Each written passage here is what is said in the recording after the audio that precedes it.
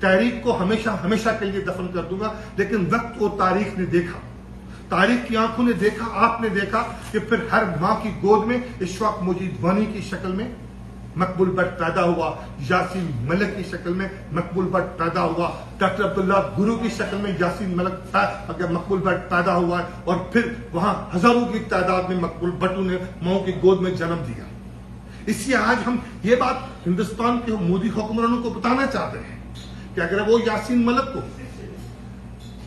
اپنی politically victimization کا نشانہ بنا کر افضل گرو کی طرح، مقبول بٹ کی طرح اسی تحت جیل کے اندر نقصان پہنچانا چاہتے ہیں، تو پھر پوری دنیا کے اندر ٹھہرے ہوئے کشمیری، یہ جو کشمیری ہیں، یورپ کے اندر کشمیری ہیں، سری نگر کے اندر کشمیری ہیں، مظفر آباد کے اندر کشمیری ہیں، وہ مقبول بٹ اور یاسین ملک کے روپ میں یاسین ملک کا کردار بن کر جدوجہد کا آغاز کریں گے۔ اب میں جو بات آپ کے سامنے لانا چاہ رہا ہوں، میرے سامنے عزیز صاحب موجود ہیں، میں چند حقیقتیں آپ کے سامنے رکھنا چاہ رہا ہوں کہ ریاست جموں کشمیر کی جیو پولیٹیکل امپورٹنس کیا ہے۔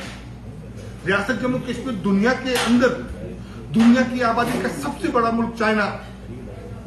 جس کی آبادی 1 ارب 41 کروڑ کے قریب ہے، اس کی سی پیک ہو، اس کی تجارت ہو، وہ ریاست جموں کشمیر کے آنگن سے گزر کے ہوتی ہے۔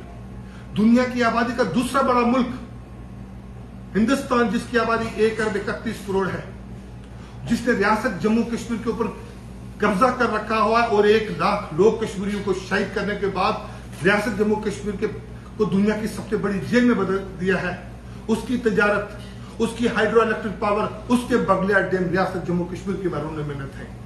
اور پھر تیسرا بڑا ملک پاکستان، جس کی آبادی 21 کروڑ ہے، اس کا منگلا ڈیم، اس کا ایگریکلچر، اس کا ٹورزم،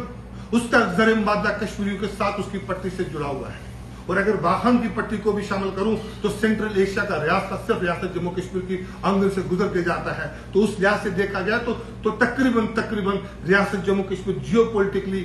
پوری دنیا کے 35 سے 40% آبادی کا نیوکلیس ہے۔ اس لیے ریاست جموں کشمیر کی ایک تاریخی اہمیت ہے،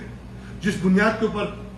فرسٹ ورلڈ وار سے پہلے بھی جو ہے وہ گلگت بلتستان کو جو ہے مہاراجا نے برطانیہ کو پٹے پہ دیا ہوا تھا۔ چائنا کے اندر جب ریولوشن آ رہا تھا، وہ انقلاب کی تیاریاں کر رہا تھا، 1917 میں رشیا کے اندر انقلاب آتا، اس وقت بھی اس ریاست جموں کشمیر کی اپنی اہمیت تھی۔ اور اب جب سی پیک کی آڑ میں پوری دنیا کے سرمایہدار، پوری دنیا کے سامراج جو ہم بیٹھے ہوئے ہیں، یہ بھی ان سمیت اس خطوں کے اندر اپنے انٹرسٹ ہیں، وہ میری ریاست جموں کشمیر کو اپنے سہولتکاروں کے ذریعے ہمیشہ کے لیے تقسیم کرنا چاہتے ہیں۔ یہ وہ تاریخی سطحیں ہیں جن کے اوپر ہمیں آج انٹرنیشنلی بھی نیشنلی بھی ہمیں ایک انٹلیکچوئل ڈیبیٹ کی ضرورت ہے۔ اس لیے میں کہتا ہوں کہ ریاست مسئلہ کشمیر قومی مسئلہ بھی ہے۔ قومی مسئلہ اس لیے کہ ریاست جموں کشمیر خالی ہندوستان اور پاکستان کے درمیان کوئی مذہبی مسئلہ نہیں ہے، کوئی خالی زمین کے ٹکڑے کا مسئلہ نہیں ہے، بلکہ ریاست جموں کشمیر اپنے پیچھے ایک ہزاروں سالہ تاریخ رکھنے والی قوم کا تاریخی پس منظر، اس کی کلچر، اس کی ثقافت اور وہاں کے بسنے والے انسانوں کی خودداری، عزت نفس کی ترجمانی کرنے والا مسئلہ بھی ہے۔ یعنی اس کا مطلب وہ ایک قوم کا بھی مسئلہ ہے، ایک قوم کی آزادی کا مسئلہ بھی ہے، وہ مسئلہ علاقائی بھی ہے۔ علاقائی اس لیے ہے کہ ریاست جموں کشمیر اس پورے خطے کے اندر دنیا کی 3 نیوکلیئر پاور ہندوستان، پاکستان اور چائنا کا براہ راست ریاست جموں کشمیر کے وسائل پہ قبضہ ہے، اس کی سیاست پہ قبضہ ہے، اس کی معیشت پہ قبضہ ہے۔ اور دنیا کی 2 نیوکلیئر پاور اور